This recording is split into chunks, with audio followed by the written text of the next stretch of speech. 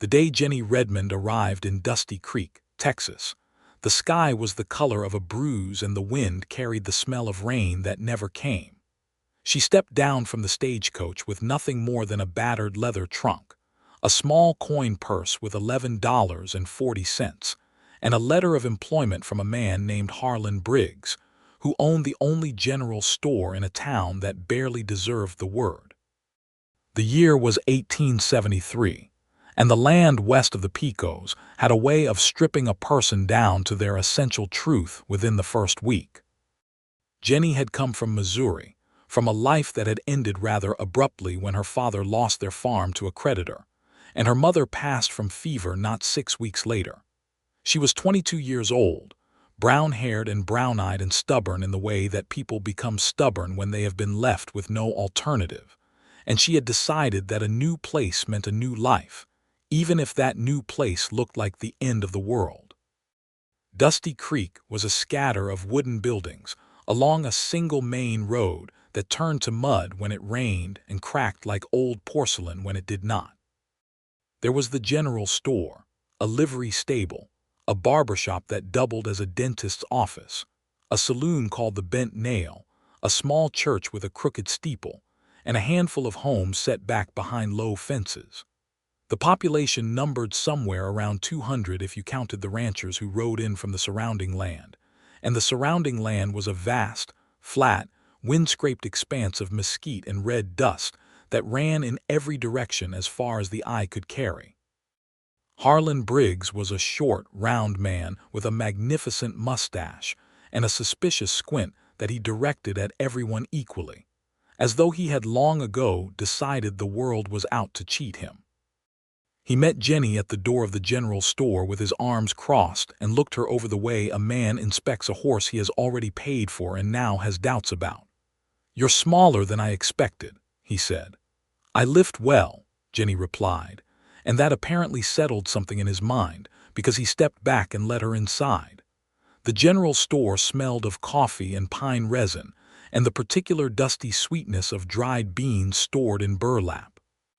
Shelves ran from floor to ceiling along every wall, packed with tins and bolts of fabric and rope and boots, and canned peaches and boxes of rifle cartridges. Behind the main counter, a hand-painted sign read, "Credit only to those of good character," which Jennie suspected meant credit to no one at all. Briggs explained the situation with the efficiency of a man who did not like explaining things twice. She would work the counter 6 days a week, keep the inventory ledger, and manage the orders that came in from the supply wagons out of San Antonio. She would sleep in the storeroom at the back, where he had put a cot and a small iron stove. Her wage would be $6 a month, and she would take her meals at the boarding house 2 doors down, which was run by a widow named Mrs. Clara Abbott. It was not glamorous, but it was something, and something was considerably better than nothing. She had been in Dusty Creek for exactly 3 days when she first encountered Walter Yates.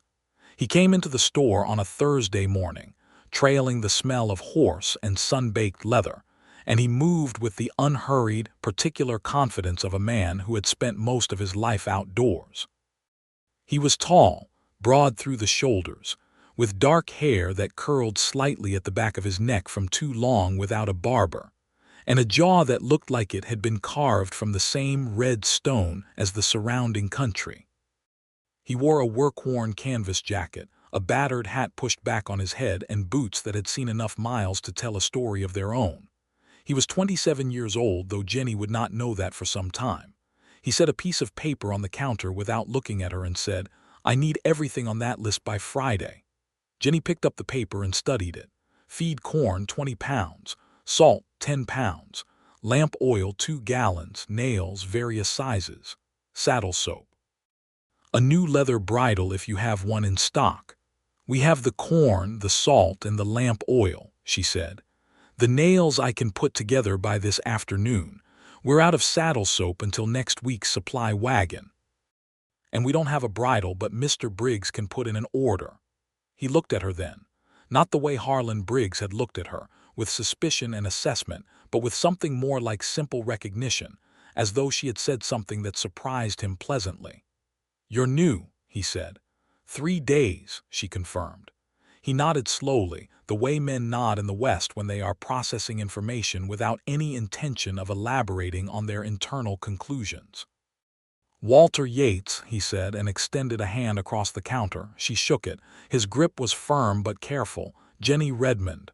You from the East, Missouri." "Long way," he said. "It is," she agreed. He paid for what was available, arranged to pick up the nails that afternoon, and left without ceremony. Jennie watched through the front window as he untied a chestnut mare from the hitching post and rode back down the main road in the direction of the open range beyond the edge of town. She noted, almost against her will, that he sat a horse extraordinarily well. She did not think much more about it that day. She had inventory to count and a ledger to reconcile, and a whole new world to learn. But he came back for his nails that afternoon as promised, and this time he leaned against the counter for a moment while she wrapped the package, and he asked her whether she had found the town agreeable so far. "It has potential," she said diplomatically. The corner of his mouth moved, which was apparently as close to a smile as Walter Yates got on short acquaintance. "That's a kind way of saying it. What is it a more honest way of saying?" He considered this. "Dusty Creek is the kind of town that earns you," he said finally. "It doesn't show you its good side right away. You have to stick around long enough to find it." She thought that was an interesting way of looking at a place. She told him so.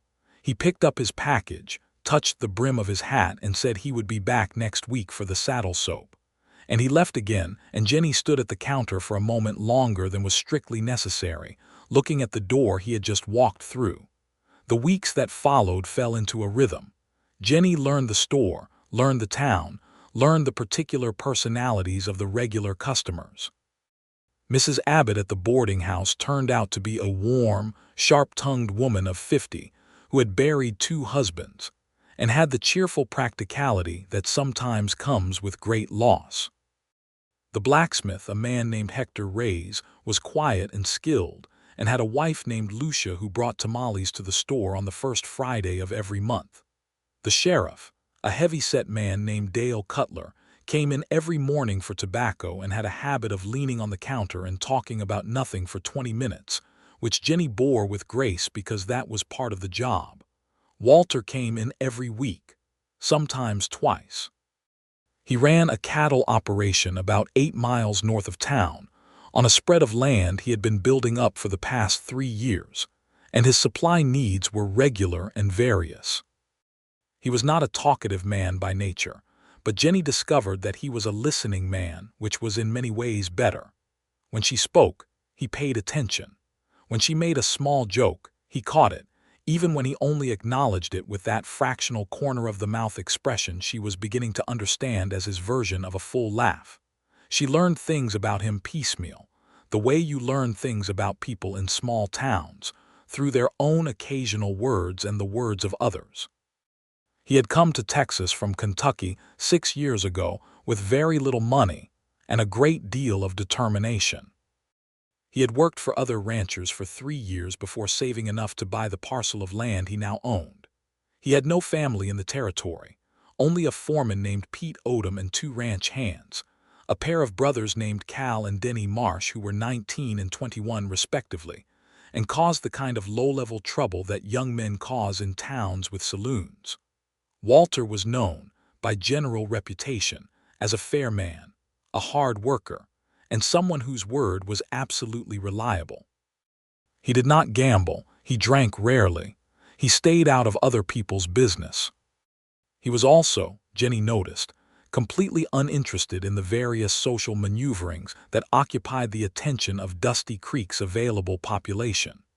2 women in town, a rancher's daughter named Alice Pomfrey and a schoolteacher named Ruth Calloway, had both directed significant amounts of social energy in Walter's direction over the past year, according to Mrs. Abbott, who had no particular compunctions about sharing the town's romantic history with newcomers.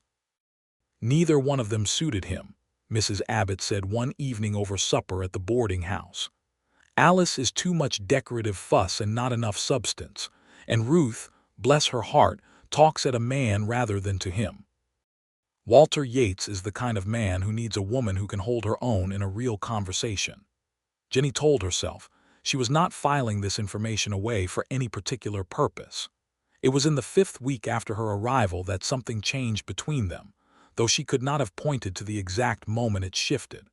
She had been up since before dawn, because a supply wagon had come in the previous evening, and everything needed to be counted, sorted, and shelved before the store opened. She was standing on the step stool reaching for the highest shelf when the door opened and Walter came in, which was early for him, earlier than she had ever seen him. She was tired and her hair was not entirely tidy, and she had a smear of lamp oil on her sleeve that she had been meaning to address. He stopped when he saw her on the stool, and something moved through his expression that was not concern exactly, but was something adjacent to it. "You have been here all morning," he said. It was not quite a question. "Since 4, she confirmed, pulling a tin of tobacco from the shelf and setting it in its correct position. "Alone. Mr. Briggs does not function before sunrise," she said. He did not say anything to that, but she could feel him disapproving silently. He moved to the far side of the store to look at the display of rope and hardware, and for a while they existed in the same comfortable silence that they had developed over the preceding weeks, a silence that did not need filling. "Jennie," he said, and the way he said her name, quietly and with a kind of care, made her pause with her hand on the next tin. He had never used her given name before. It had always been Miss Redmond, with the particular formality that frontier courtesy required. She turned on the stool to look at him. He was holding a coil of rope and he was not looking at the rope. "I wanted to say," he began, and then appeared to reconsider the arrangement of the words. He was not a man who spoke carelessly, she had learned. He thought before he spoke. "I have been going by the Hendricks place on my way to town. Old Tom Hendricks has been having trouble with his fence line. I told him I'd help him repair it this Saturday. It's a full day's work." She waited, because she had the sense this was going somewhere. "I thought," he continued, choosing each word with the same care he used for everything, "that if you had any time away from the store, the Hendricks property has a good view of the canyon. I thought you might not have had a chance to see much of the country around here. I thought you might like to see it." He finished the sentence and then looked at the rope in his hands as though he was mildly surprised to find it there. Jennie climbed down from the stool. She stood on solid ground and looked at him for a moment, this careful, quiet, sunburned man who had just, in the roundabout manner of the frontier, asked if she would like to spend a Saturday with him. "I would like that very much," she said. He nodded once with a sort of careful relief.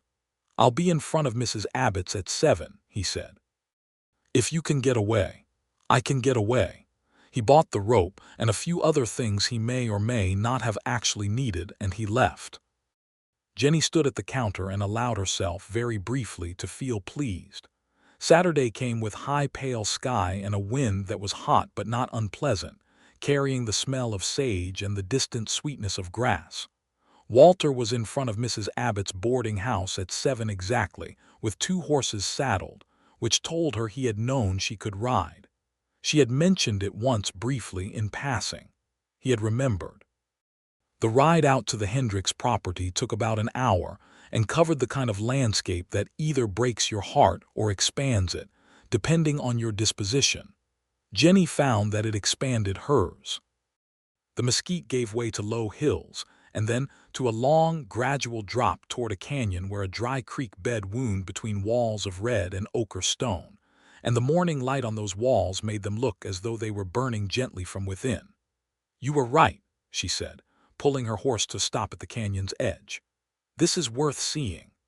Walter reined in beside her and looked out at the canyon with the expression of a man who has seen a thing many times and has still not grown tired of it. "I come out here when things are difficult," he said. "It helps me think." "What do you think about?" He considered the question in his characteristic way, weighing it carefully. "Whether I'm building something that will last," he said. She looked at him. He was looking at the canyon, not at her, but she could see in his profile something earnest and unguarded that he did not usually show. "Are you," she asked, "I believe so," he said. "That's not the same as knowing." They stayed at the edge of the canyon for a while longer before riding on to the Hendricks property, where old Tom Hendricks, a man of about 60 with a white beard and a slow gait that spoke of a bad hip, met them with coffee and something close to gratitude. His wife had passed 2 years ago and his nearest neighbor was 4 miles distant, and he was clearly glad for company as much as for the labor. Walter worked the fence line with a steady, methodical competence that Jennie found herself watching more than was strictly necessary. He drove posts with a post maul, restrung wire, worked methodically from one break to the next. He sweated through his shirt by mid-morning and pushed his hat back on his head and kept working. He was not showing off. He was simply doing the thing that needed doing. Jennie helped where she could, holding wire and passing tools and keeping the horses comfortable, and she talked to Tom Hendricks, who turned out to be full of stories about the territory going back to before the Civil War. He had come to Texas in 1851 and had seen the country in its rawest form, and he spoke about it with the nostalgia of a man who had lived long enough to understand that even hard times have their own kind of beauty. She also thought, as Tom talked, about the things that were not so beautiful. About the Comanche people who had lived on this land for generations before men like Tom had come west with their fences and their deeds, and who had been pushed steadily, violently, to the margins of a country they had known and loved long before anyone had thought to call it Texas. Tom spoke of the range wars and the buffalo hunters with a matter-of-factness that was perhaps the only way to speak of things that had been too large and too terrible to fully comprehend.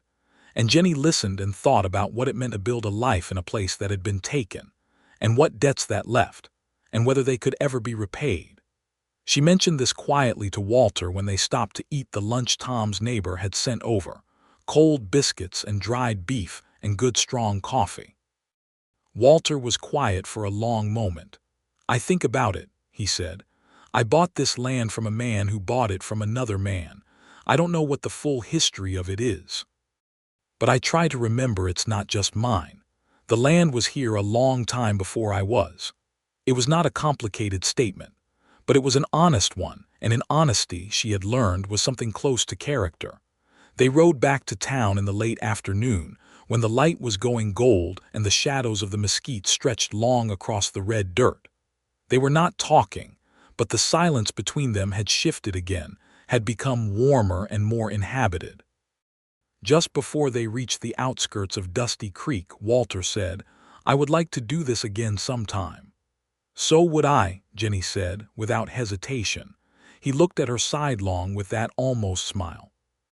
"Next Saturday," he said. "I know a place where the river still runs." "Next Saturday," she agreed. It went on from there with the particular momentum of two people who have found something they were not expecting and are being careful with it.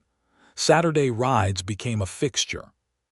They explored the country around Dusty Creek together, the dry canyon, the small creek that still had water in it, the ruins of an old Spanish mission that stood half-buried in mesquite on a rise about 12 miles out, its stone walls worn smooth by wind and time. They talked through long afternoons and discovered the textures of each other's pasts and thoughts and opinions. Jennie learned that Walter had grown up in Kentucky farming country, the son of a man who worked someone else's land and dreamed of his own. She learned that he had come west not for adventure, but out of a profound, practical conviction that a man could make himself something real in the new territories if he was willing to work hard enough and long enough. She learned that he read, which surprised her pleasantly.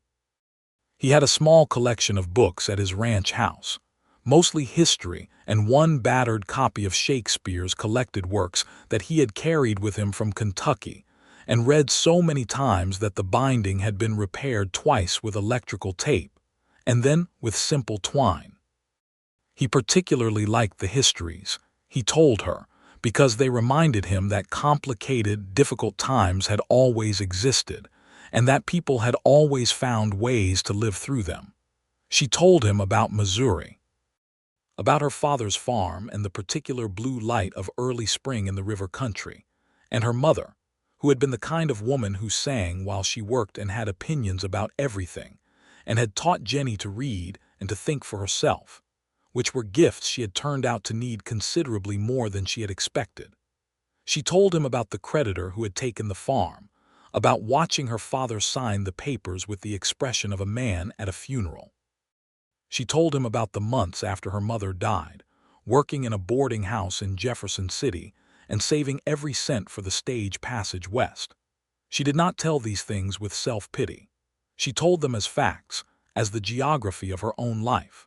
Walter listened to all of it with the particular quality of attention that was his defining characteristic, the quality that made you feel that what you were saying actually mattered, that it was being received and considered and held carefully. "You are a remarkable person," he said one evening as they sat on the low wall of the old mission ruins, watching the sun set over the flat country to the west. Jennie turned to look at him. He said it simply, without any of the elaborate gallantry that men sometimes deployed when they were trying to impress a woman. He said it as a plain assessment, the way he would say the fence line is strong or the water is clear. "You don't know me well enough yet to say that," she told him. "I know you well enough to mean it," he said. "I'll know you better before long." The quality of the evening light, the coolness coming up from the stones of the old mission wall, the steadiness in his voice. She felt something give way inside her that had been braced for a long time, since before she came west, since perhaps before her mother died. She felt it give way carefully and deliberately like a door opening. She looked at his profile against the sunset sky, at the curve of his jaw, the set of his shoulders, the way his hands rested quiet on his knees. "Walter," she said. He turned. She did not say anything else. She simply met his eyes and let him see what she was thinking. He moved slowly, carefully, telegraphing every intention, and then he reached out and took her hand where it lay on the stone wall and held it, and they sat like that while the sunset finished its work and the first stars appeared over the western land. It was not a dramatic declaration. It did not have the extravagant ceremonies that love stories in the novels Mrs. Abbott kept on her bedroom shelf always seemed to involve.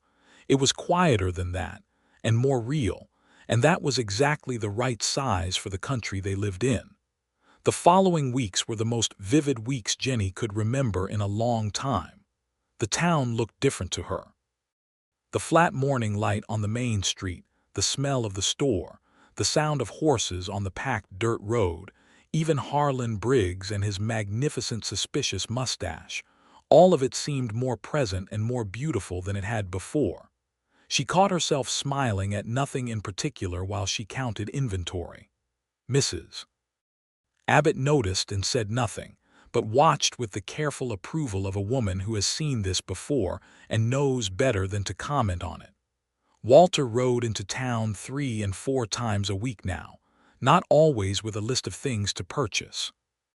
He came in the evenings after his work was done, and sometimes he and Jennie sat on the front step of the boarding house in the late light and talked, and sometimes they didn't talk, just sat together in the comfortable quiet that had become one of her favorite places to be.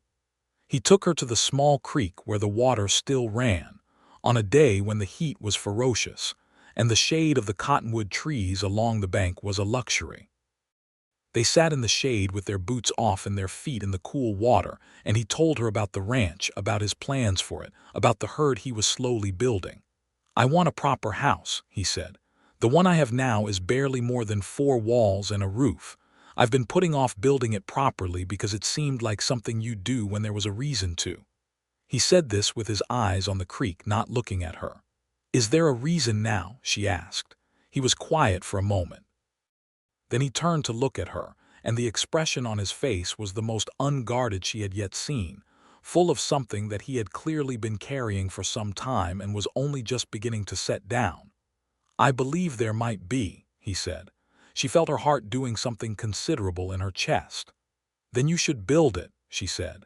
His expression shifted to that near smile, but warmer now, more open. He reached over and tucked a loose strand of her hair back from her face, a gesture so gentle and so careful that she felt it all the way down. "I intend to," he said.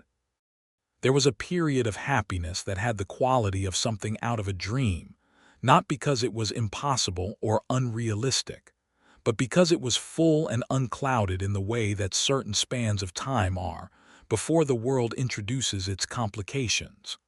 But the world, and particularly the frontier world, did not stay uncomplicated for long. The trouble came in the form of a man named Curtis Bain, who rode into Dusty Creek on a Tuesday in mid-September with 3 companions, and immediately made clear that he was the kind of trouble that announces itself by the way it occupies space. Bain was a land speculator, of the sort that had been moving through Texas in those years, men who had identified that the railroad was coming, and that land near the projected route would be worth considerable money, and who were acquiring that land by whatever means available. He was sharp-faced and well-dressed in a way that looked wrong against the red dust of Dusty Creek's Main Street, with the look of a city calculation that had been imported into a landscape it did not understand. He came into the general store the second day after his arrival, while Jennie was working alone, and he bought a few things and made conversation that was smooth in a way that felt like oil on water. "This is fine country," he said, in a tone that meant he was calculating what it was worth.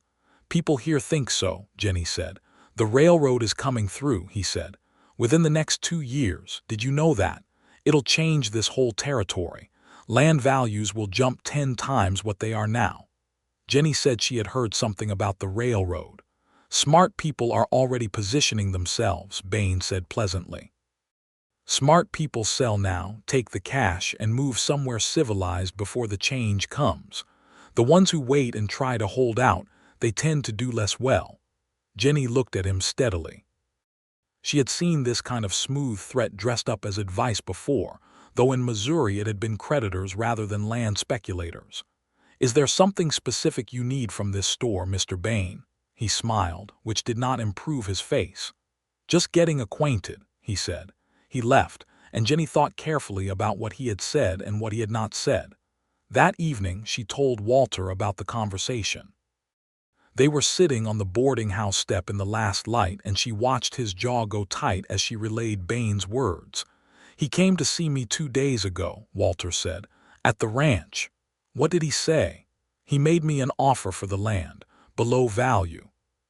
Said the railroad company had identified a route, and that the parcels they selected were already settled, meaning the land I have would be bypassed." Walter looked out down the dark main road. "He said the land I have would be worthless in 5 years. Is that true?" "No," Walter said with the certainty of a man who has done his research. "I checked with a surveyor who came through last spring. The route hasn't been confirmed, but the most likely path comes directly through the valley where my best grazing land is. My land would be worth considerably more with the railroad, not less. So he lied to you. He told me what he wanted me to believe," Walter said. "Which is the same thing, just with better manners." He was quiet for a moment. "He's been to see Tom Hendricks too," he said. "Tom told me." Bain told him the same story, that the railroad would bypass this area. "Tom's not young, and he's been struggling since Sarah died, and Bain offered him cash that looks good when you're tired and alone." His voice was level, but there was something underneath it, a controlled anger. "Tom's land is right on the projected route. If he sells to Bain for the price Bain offered, he'll lose everything he spent his whole life building." Jennie thought about old Tom Hendricks with his slow gait and his stories of 50 years in Texas, and the expression on his face when they had arrived to fix his fence, the look of a man who was being slowly worn down by solitude. "What can we do?" she asked. "I'm going to write to the land office in San Antonio for the official survey records," Walter said. "And I'm going to ride out to Tom's place tomorrow and talk to him before he makes any decisions." He turned to look at her. "Would you come with me?" She did not hesitate. "Yes." They rode out to Tom Hendricks' place the following morning and found the old man sitting on his porch with a thoughtful, troubled expression. Bain had been back to see him the previous evening, and the offer was now written on paper, waiting for Tom's signature. Walter laid out what he knew, calmly and clearly, about the likely railroad route and what Tom's land would be worth once it was confirmed. He showed Tom the letter from the surveyor. Tom listened, holding the unsigned paper in his hand with the careful grip of someone who has not yet let go of something but is reconsidering whether to. "You believe this?" Tom said. "I believe it enough to have done the research," Walter said. "I believe it enough that I'm not selling." Tom looked at Jennie. "What about you, miss?" Jennie thought of her father's face at the signing of the papers and said, "I think a man who uses a lie to get what he wants is not a man to do business with, regardless of how good the offer looks." Tom sat for a long time after that, looking out at his land.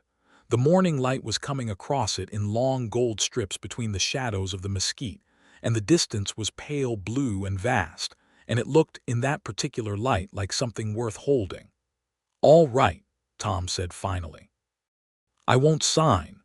Walter shook his hand. Jennie smiled at Tom and he smiled back, with the expression of a man who has just stepped back from a cliff edge without looking down. They rode back to town side by side and Walter looked easier than he had the day before. The sun was fully up now, hot and bright, and the country around them was alive with the small movements of birds and the high wheeling of hawks. "Thank you," he said, "for coming." "I would have been useless staying behind," she said. "You were not useless. You were exactly right with what you said to him." He looked at her. "You knew what you were saying from experience." She held his gaze. "My father's story." "Yes," he said quietly. "I know." They rode for a while in silence, but the silence had that quality she loved, full and warm, a presence rather than an absence. Then she said, "Walter, what will you do if Bain tries harder?" "He will try harder," Walter said. "Men like that always do when they don't get what they want easily." "So what then?" "I have the law on my side. Dale Cutler is the sheriff and he's a fair man, and I have the survey records coming from San Antonio. Once those are official, Bain's argument falls apart." He paused, "But there might be a difficult period between now and then." "I'm not going anywhere," Jennie said. He looked at her with an expression she could not fully name but which had warmth in it and something else, something deeper. "No," he said softly, "I know you're not. Curtis Bain did try harder." He returned to Walter's ranch one afternoon while Jennie was in town, and the conversation, as Pete Odom the foreman reported it later, had gone from smooth to cold when Walter declined the offer a second time. Bain had said things that were not quite threats but were the shape of threats, careful suggestions that Walter might find it difficult to get fair prices at the market, that the supply wagons might have a tendency to pass him by. They were the threats of a man who had the money and connections to cause significant inconvenience without doing anything explicitly illegal. Walter had told him, with polite finality, to get off his land. Bain had left. But 2 days later, Cal Marsh, one of the younger ranch hands, found a section of the east fence line cut clean through in the night, and a dozen head of cattle had strayed through it and were scattered across the neighboring range. It took most of a day to round them up. Nothing was proven, but everyone in Dusty Creek who heard about it had the same reading of the situation. Jennie heard about the fence while working the store, from the wife of one of the neighboring ranchers who had come in for flour, and was full of the news. She stood at the counter after the woman left and felt a slow, cold anger that she was not used to in herself. When Walter came in that evening, she could see the fatigue on him, the physical exhaustion of a day spent rounding up scattered cattle, and underneath it something tight and careful that was the look of a man dealing with a problem he has not yet resolved. "Are you all right?" she asked. "I'm fine," he said. "The cattle are all back. The fence is repaired." "Walter," he looked at her. "I'm asking how you are, not the cattle." Something in his expression softened. He sat down on the stool she kept behind the counter for the long afternoon hours, and he rested his arms on the counter and looked at her with the full openness that he kept for her and for no one else. "I'm tired," he said. "I've been building this ranch for 3 years and I'm not about to give it up to a man who lies for profit, but I'd be lying to you if I said the fence didn't affect me." "It would affect anyone," she said. "It was meant to." "I know." She had been thinking since she heard the news, and now she put the thought forward. The official survey records. How long until they come from San Antonio? 3 weeks, perhaps 4. Is there anyone in this town who has influence? Someone who could make Bain's situation less comfortable in the meantime, Walter thought. Judge Morton in the county seat. He's an honest man and he doesn't like land speculators.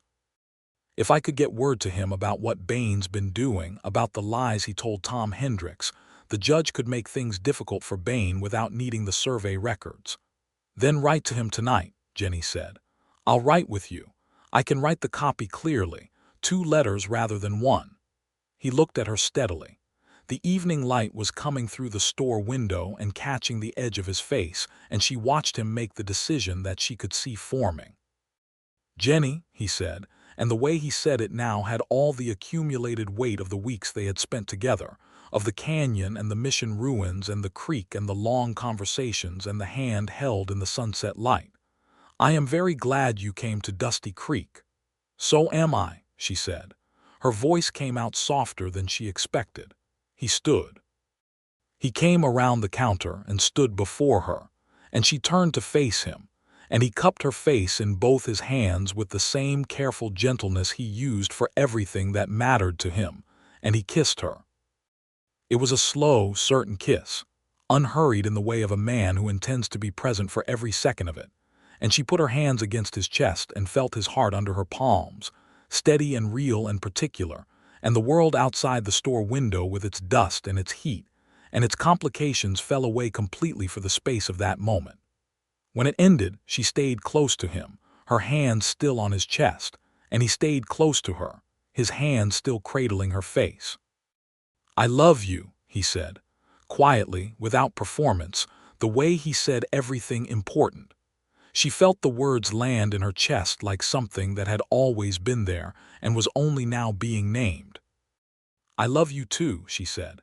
He pressed his forehead to hers for a moment, and she could feel him breathing, slow and steady, and she breathed with him, and the world was very small and very full. Then he pulled back gently and looked at her with an expression that had everything in it, the seriousness and the warmth and the quiet joy. We should write those letters, he said. Yes, she agreed, and she was smiling.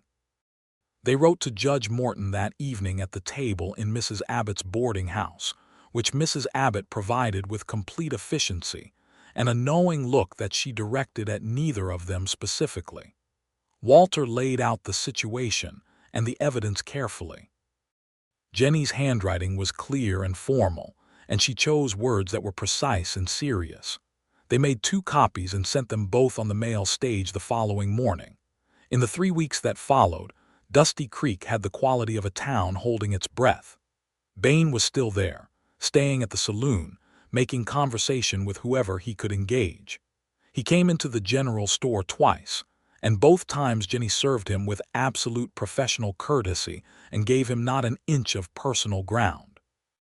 He was not a man who was used to meeting resistance in the form of a quiet, polite, utterly unmovable young woman, and she could see it unsettled him in a way he could not quite account for.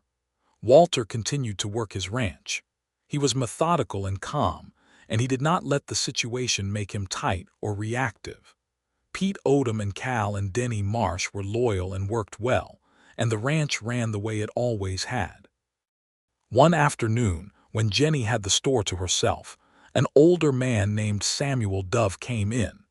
He was a man she had seen occasionally in town but not spoken to at length, a quiet man with a reserved bearing who, she had learned from Mrs. Abbott, had come to Texas from Georgia 15 years ago. He was one of perhaps a dozen black residents of Dusty Creek, and he lived on a small farm 2 miles east of town where he grew cotton and kept chickens and managed, through considerable effort, to maintain something that a man with more legal standing would have found much easier. He bought flour and salt and a few other things, and as he paid, he said quietly, I hear you and Mr. Yates have been standing up to that landman. We're trying to, Jennie said. He came to see me too, Samuel said. Made me the same offer he made old Tom Hendricks, lower than low and accompanied by remarks that were not friendly. He paused. I didn't sign, but it would help me to know that the official records you're waiting for would cover my land as well." Jennie thought about this carefully. "I'll find out," she said. "I'll make sure Walter knows. If your land is in the same route corridor, the same records should apply." Samuel nodded. He had the expression of a man who has learned to be careful about what he allows himself to hope for but has not yet stopped hoping. "I appreciate it," he said. She told Walter that evening. He listened carefully and then said they needed to add Samuel Dove's situation to the letter they had sent to Judge Morton, and that he would ride out to Samuel's farm himself the next day to make sure the man knew exactly where things stood and that Walter considered him part of the same situation. "He's been dealing with things a great deal harder than a cut fence line," Walter said, "and he's been dealing with them alone." "Yes," Jennie said. "That's not right." "No," she said, "it's not." He rode to Samuel Dove's farm the next morning, and the two men had a long conversation, and Walter came back to town that evening with the knowledge that Samuel's land was indeed in the same corridor, and that the survey records would apply to him as well. The records arrived from San Antonio on a Thursday, 22 days after they had written. The surveyor's official report was clear and detailed, and entirely at odds with everything Curtis Bain had been telling people. The projected railroad route ran directly through the valley where Walter's best grazing land lay, through the section of Tom Hendrick's property that Bain had been trying to buy, and within a half-mile of Samuel Dove's farm. All of it would increase substantially in value when the railroad came. Walter brought the documents to Sheriff Dale Cutler, who studied them with the careful attention of a man who takes responsibility seriously. "Bain misrepresented facts in his negotiations with landholders," Walter said. "That's fraud," Cutler said slowly. "That's what it looks like to me," Walter said. Cutler sent a wire to the county seat that afternoon. The response came back the next morning, and it included a communication from Judge Morton, who had received Walter and Jennie's letters and had already been making his own inquiries into Curtis Bain's activities, which turned out to extend beyond Dusty Creek to 2 other counties where the same pattern of fraudulent dealings had occurred. Bain was arrested the following morning in the Bent Nail Saloon, still having his breakfast coffee with the serene confidence of a man who had not yet understood that the ground had shifted entirely beneath him. He was escorted to the county seat by 2 deputies who arrived on Friday, and he took his 3 companions with him, and Dusty Creek breathed out in a long, collective exhale. Tom Hendricks came into town for the first time in weeks on the Saturday after Bain's arrest, and he moved with a lighter step and bought himself a bottle of good whiskey and a new pair of work gloves, and he shook Walter's hand for a long time without saying much, and then he shook Jennie's hand and said, "I'm glad you're here, miss," with a simplicity that meant a great deal. Samuel Dove came too, and he and Walter and Tom Hendricks stood outside the general store in the bright October light and talked for a while, and the conversation had the easy quality of men who have been through something together and have come out on the right side of it. It was later that same Saturday, in the afternoon, that Walter came back to the store alone. Jennie was restocking the shelf behind the counter when she heard the door, and she turned. He was standing just inside the entrance, hat in hand, and he had an expression on his face that she had not seen before, one that was simultaneously the most serious and the most hopeful she had ever seen on any person. "I speak with you?" he asked. "Properly." She set down the tin she was holding. "Yes," she said. He came to the counter. He put his hat on the counter. He looked at her with those steady, careful eyes. "I have been thinking about the house," he said. "I have been thinking about what I want it to be, what it should be for. I've been drawing plans in the evenings, which is not something I'm particularly talented at, and Pete Odom told me my drawings look like a child did them, which is probably fair." A pause. He gathered himself. "I want to build it for us, Jennie. I want it to be our home. I'm asking you to marry me." She stood very still for a moment. The afternoon sun came through the store window and made a warm stripe across the wooden counter between them. "Yes," she said. He closed his eyes briefly, the way people do when something they have been bracing for turns out fine. Then he came around the counter and she went to him and he held her, properly and fully, with both arms and with the entirety of himself. And she put her face against his shoulder and felt the warmth of him and the steady beat of his heart and the reality of the moment, real in the way that only a few moments ever are. "Yes," she said again, into his shoulder, for the pleasure of saying it.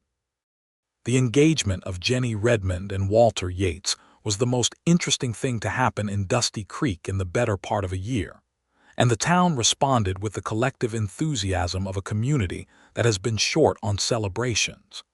Mrs. Abbott produced a bottle of wine of uncertain vintage from somewhere within the boarding house, and made a toast that was effusive and genuine, and made Jennie feel warmly regarded in a way she had not felt since Missouri. Harlan Briggs, in his own particular register, told Jennie that she was a good worker, and that he would be sorry to lose her, and that he hoped she would continue at the store part-time after the marriage, which was the closest he was capable of coming to expressing that he was happy for her.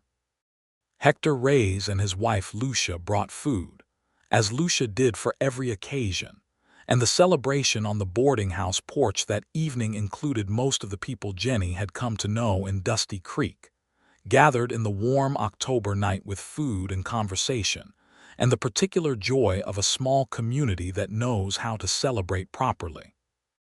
Tom Hendricks came, moving slowly with his bad hip but moving. Samuel Dove came with his daughter, a serious girl of about 16 who helped him on the farm. The Marsh brothers, Cal and Denny, came and were entirely well-behaved, which Pete Odom later said was the most surprising thing that had happened all year. Walter stood at Jennie's side all evening, and he did not say a great deal, because there was a gathering of people and he was not a man of great gatherings. But he stayed beside her with a quiet, steady presence that made her feel completely known and completely accompanied. At some point in the evening she found herself standing with him slightly apart from the others, looking up at the sky, which was enormous and clear and blazing with stars in the way that the western sky does when you are far enough from anywhere that the darkness is real darkness. "Are you happy?" she asked. He turned to look at her and the starlight was enough to see his face, and his face said everything that needed to be said. "More than I thought to be," he said. She took his hand. The wedding took place on a November morning, 6 weeks after the engagement, in the small church with the crooked steeple that Jennie had noted on the day she arrived. The crooked steeple she had come to love, for the way it tilted against the sky like a person who has been through hard weather and is still standing. The minister was a young man named Reverend Cole, who had been in Dusty Creek for only a year, and still had the slightly dazed quality of someone who had not fully adjusted to the scale of the country, but who was earnest and careful with his words, and gave a ceremony that was short and real. Jennie wore a dress she had made with Mrs. Abbott's assistance from fabric she had ordered from the store, a deep blue that Mrs. Abbott said was exactly the right color for her coloring, and she carried sage that Lucia Reyes had tied with a bit of ribbon, because there were no florists in Dusty Creek, and sage was plentiful and smelled beautiful. Walter wore his best clothes, which were plain and clean and well-fitted, and he stood at the altar with the expression of a man who is exactly where he intended to be. When Reverend Cole asked if Walter took Jennie to be his wife, Walter said, "I do," in a voice that was absolutely certain, and Jennie felt the certainty of it like a stone being placed firmly in the ground. When Reverend Cole asked the same of Jennie, she said, "I do," in a voice that was equally clear, looking directly at Walter, and the expression on his face at that moment was one she would carry with her for the rest of her life. They rode out to the ranch together that afternoon. Jennie had visited it twice before, but now she was coming to it as home, which changed the looking of it entirely. It sat on a slight rise above the valley, a low wooden building surrounded by working structures, the barn, the corral, the smokehouse. It was not imposing. It was honest and functional, and it needed work, which she had already been planning in her mind. Walter had made the main room as welcoming as he knew how, which meant a fire going in the iron stove, and a jar of the late desert flowers that were still blooming on the table, and a new quilt on the bed that Pete Odom had sheepishly admitted he had asked Mrs. Abbott to find for them. She stood in the main room and looked at the low ceiling and the rough plastered walls and the fire going in the stove, and she felt the particular quality of a thing that is entirely hers, not borrowed or temporary but real and lasting. Walter stood in the doorway watching her. "What do you think?" he said. "I think," she said, "that we have a great deal of work to do." "Yes," he said, smiling now, truly smiling, the full smile that she had not seen often but loved completely. "We do." The first winter of their marriage was cold and busy. The building plans Walter had drawn, which did indeed look somewhat like a child had made them, were revised with Jennie's considerably more organized hand, and by February they had agreed on an addition to the house that would give them 2 more rooms and a proper covered porch. Walter hired a carpenter from the county seat who came out in March when the weather broke and began work, and the sound of hammering became the rhythm of their days. The ranch grew. Walter added 20 head of cattle to the herd in the spring, purchased at market in San Antonio at prices that were fair because his reputation, unlike Bain's, was impeccable. The railroad survey was officially published in April, and the land values in the Dusty Creek area rose sharply, exactly as Walter had predicted. Tom Hendricks went from being tired and struggling to being a man with options, which was a transformation that sat well on him. He hired a hand to help with the property, and replaced his broken-down wagon, and had a look about him that belonged to a man who had decided to continue. Samuel Dove's farm also increased in value, and he used the changed circumstances to expand his operation, adding a second field and a small dairy herd. He and Walter had developed the easy mutual respect of men who have stood on the same side of a problem, and Samuel's daughter occasionally came to help Jennie in the store when things were busy, which they increasingly were as the town grew with the news of the railroad. Dusty Creek changed in those years. New people came. New businesses opened. A second general store appeared, which made Harlan Briggs furious until he realized that the increased population meant increased trade for everyone, at which point he turned his suspicious squint on the new store's proprietor with the competitive intensity of a man who has found a worthy opponent. A telegraph office was established. A hotel replaced the boarding house, though Mrs. Abbott remained at the helm of it with absolute authority.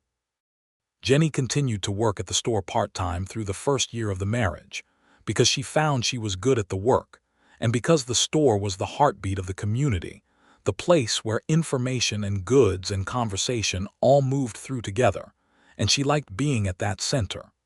But as the ranch grew and her life there expanded, she gradually shifted to spending most of her time on the property. She made the house into the kind of home that people did not want to leave. The covered porch was completed in April, and she planted things along it, hardy desert plants and the occasional herb that could survive the climate. And in the evenings she and Walter sat on that porch and watched the light change over the valley and talked or did not talk, and either was fine. In the summer of 1875, a year and a half into the marriage, Jennie confirmed what she had suspected for several weeks, which was that she was going to have a child.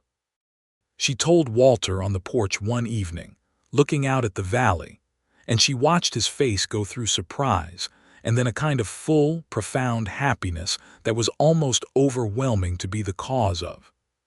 He pulled her close and held her for a long time without speaking, and she could hear in the quality of his breathing that he was moved by it more than he had words for.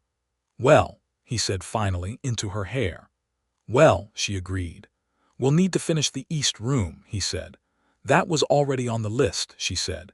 He laughed, actually laughed, a real full sound that she heard rarely and prized accordingly.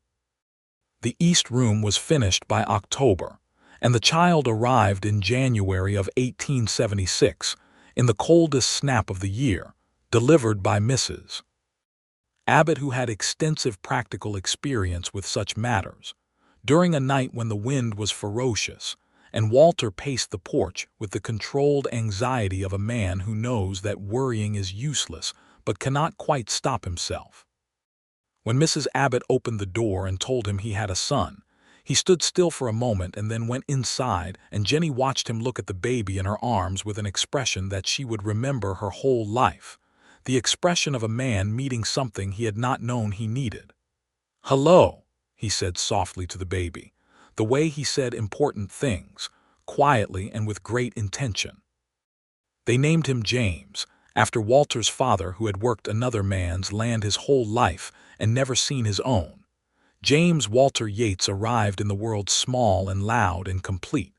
The years that followed built on themselves the way good years do, each one adding something to the structure without removing anything from what had come before. The ranch expanded methodically and well. The herd grew. The pasture land was managed carefully, because Walter understood instinctively that the land was not infinite, and that the way you used it determined what it would give back over time. He was not a man of grand gestures or dramatic enterprises. He was a man of consistent effort and clear values, and the result of that was something solid that the country and the weather and the complications of the world could push against and not move. Jennie came into her full self in those years in a way that she could not have predicted when she stepped off the stagecoach in Dusty Creek with $11 and a leather trunk. She ran the household with the organizational efficiency she had applied to the store's inventory, and she managed the ranch's account books, which Walter was grateful for because numbers arranged themselves for him only with effort. She read voraciously, having tracked down a lending arrangement with a bookseller in San Antonio, and she talked about what she read with Walter, and he talked back, and their conversations were the kind that went on for years without exhausting themselves. She found, too, that she loved the land. The vast, difficult, beautiful, complicated land that she had looked at from the stagecoach window on her arrival and been uncertain about. She had grown to love its light, its smell, its seasons, the way it demanded presence and attention and returned those things in kind. She rode out with Walter on evenings when the work was done, across the valley and up to the canyon's edge, and she felt the country around her as something she belonged to rather than something she was simply surviving.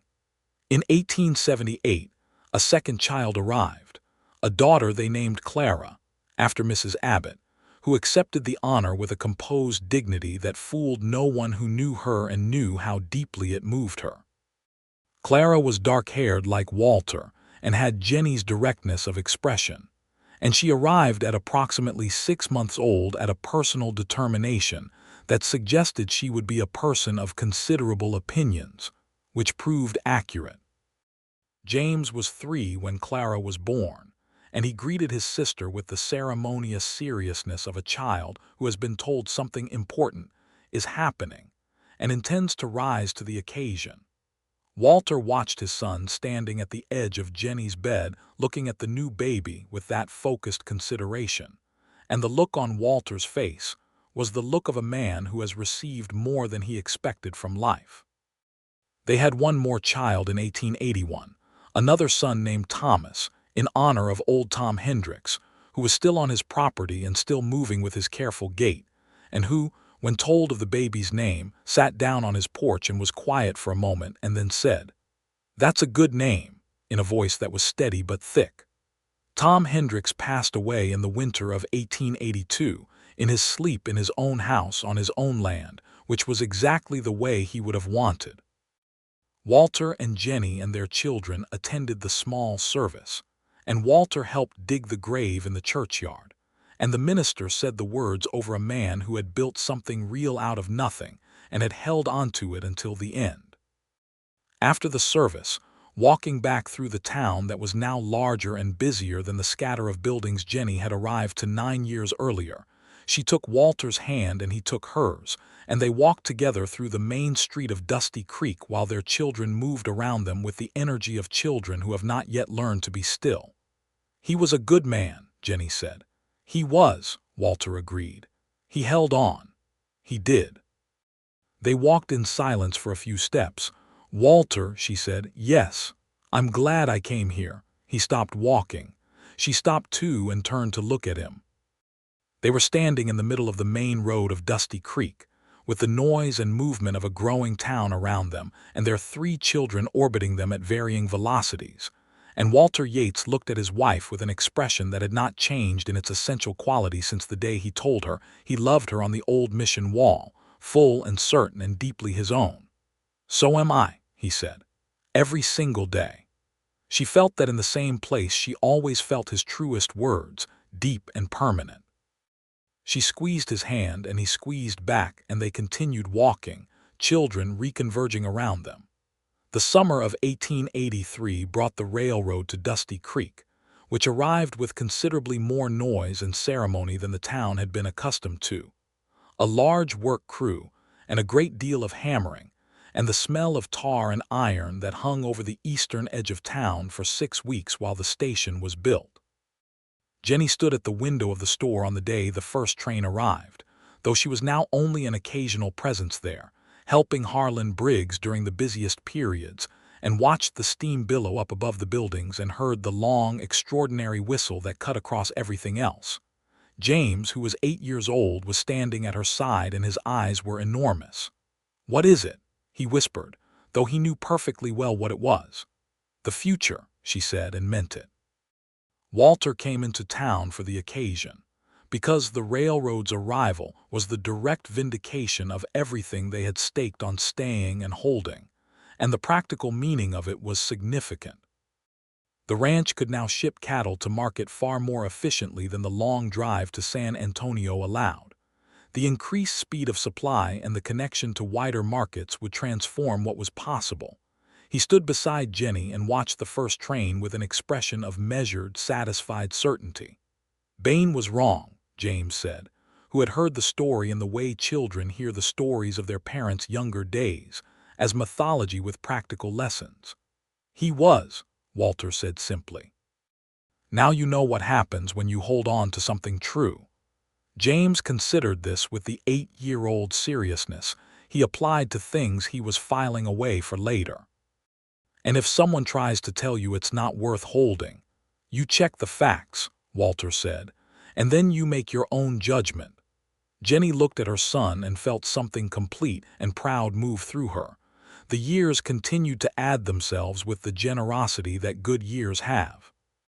The ranch became something that was talked about in the county as a model of its type, well managed and ethically run, and Walter's reputation as a man of absolute reliability extended to business dealings as far as San Antonio. He hired additional hands as the operation grew, always treating them with the same fairness he applied to everything, and they stayed, which was the best evidence of whether a man's fairness was real or performed.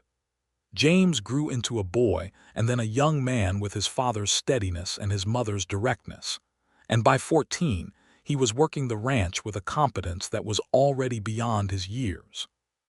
He was a natural with horses in a way that Walter said was a gift and not a learned thing, and he could read the land and the weather with an intuition that made Pete Odom, now considerably gray and slower in his movements, shake his head in admiring disbelief. Clara grew into exactly the person her early opinions had promised. She was quick and articulate and had read every book that came into the house by the time she was 12, and she argued with her father about history and with her mother about literature, and with everyone about everything, with the cheerful combativeness of someone who has never been told her thoughts are not worth hearing. Jennie watched her daughter with a particular kind of pride, knowing what it meant to be a girl in that country at that time with an untamed mind, and making sure that Clara's mind was treated as the valuable thing it was. Thomas, the youngest, had the particular quality of third children, adaptable and easy and possessed of a sense of humor that arrived early and stayed. He was the one who made his father laugh, which was not something that happened easily or frequently, and Walter's laugh in response to Thomas's observations was one of Jennie's consistently favorite sounds in the world. In the evening of a warm September day in 1886, Jennie sat on the covered porch that had been the first real improvement of their home 13 years earlier, and watched the sun go down over the valley. The light was doing what it did on the best evenings, going through gold to copper to a final deep red before the sky shifted to the pale gray-violet of a western dusk. Walter came out from the house and sat in the chair beside her, which was his chair, worn with his shape over many years, and he sat with the ease of a man in his own right place. James was in the barn. Clara was inside reading, as she almost always was. Thomas had fallen asleep at the kitchen table over a book of his own, and they had carried him to bed. The valley below them was quiet in the particular way of evenings. The cattle settled. The sounds of the day resolved into the softer sounds of night beginning to gather. "Do you remember the day you asked me to come see the canyon?" Jennie said. He smiled. She could hear it even without turning to see it. "I do. You were so careful about it," she said. "You wrapped it up in so many other words." "I was terrified," he said, which was a word she had never heard him use about himself before. She turned to look at him. He was looking at the valley. "Terrified," she said. He turned to meet her eyes. He was 40 now, and the years of the western sun had deepened the lines at the corners of his eyes, and his hair had some gray in it now at the temples. And he was, to her, completely and permanently the most particular person in the world. "That you would say no," he said. "That you would see the canyon and be polite about it and go back to the store and decide it was enough. That I was not what you needed." She shook her head slowly. "You were exactly what I needed," she said. "You were what I did not know I was looking for." He reached across and took her hand where it lay on the arm of her chair, and she turned her hand over and laced her fingers through his, and they sat like that while the sun finished setting and the first stars appeared over the vast western dark. She thought about everything that had brought her to this porch, to this chair, to this man's hand in hers. The loss that had sent her west, the terrible and the difficult and the complicated, the stagecoach in the rain, the store smelling of coffee and pine, the canyon wall in the morning light, the mission ruins and the sunset, the letter to Judge Morton and the sound of justice arriving in the form of 2 deputies at a saloon, the church with the crooked steeple and the blue dress and the sage tied with ribbon, 3 children, a ranch, a valley, 13 years of evenings on this porch. She thought about her mother, who had taught her to read and to think for herself. She thought about her father, and about what it meant that she had stayed on her land while he had lost his. She thought about Tom Hendricks, who had held on and died in his own house. She thought about Samuel Dove, who was still on his farm and whose daughter had married a schoolteacher from the new town 2 years ago. She thought about Mrs. Abbott, who was still running the hotel with absolute authority at 63. She thought about the land itself, the complicated, stolen, irreplaceable, beautiful land, and about what it meant to love a place and be honest about the weight of that love. She thought that a life was a strange and specific thing, shaped by forces you did not choose and choices you did, and that the quality of it came down, finally, to what you held onto and who you held it with. Walter's hand was warm and familiar in hers, and the stars were coming out one by one over the valley. "What are you thinking?" he asked, in the quiet voice he kept for these evenings. She looked at the sky. "That I would do all of it again," she said. "Every difficult part."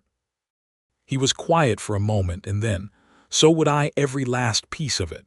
The night gathered itself around them, full and soft and immense. The lights of what Dusty Creek had become were visible in the middle distance, more numerous than they had been, spreading along the line of the railroad.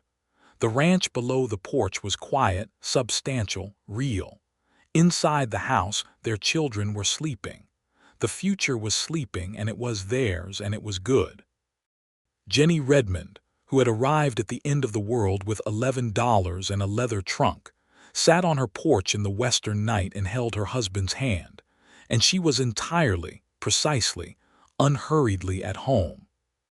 The stars came out in full over the valley, more of them than any counting could contain, and the warm wind carried the smell of sage and the distant sweet grass of the range, and the two of them sat there together in the comfortable, inhabited silence that had been one of the defining languages of their life together, saying nothing and meaning everything.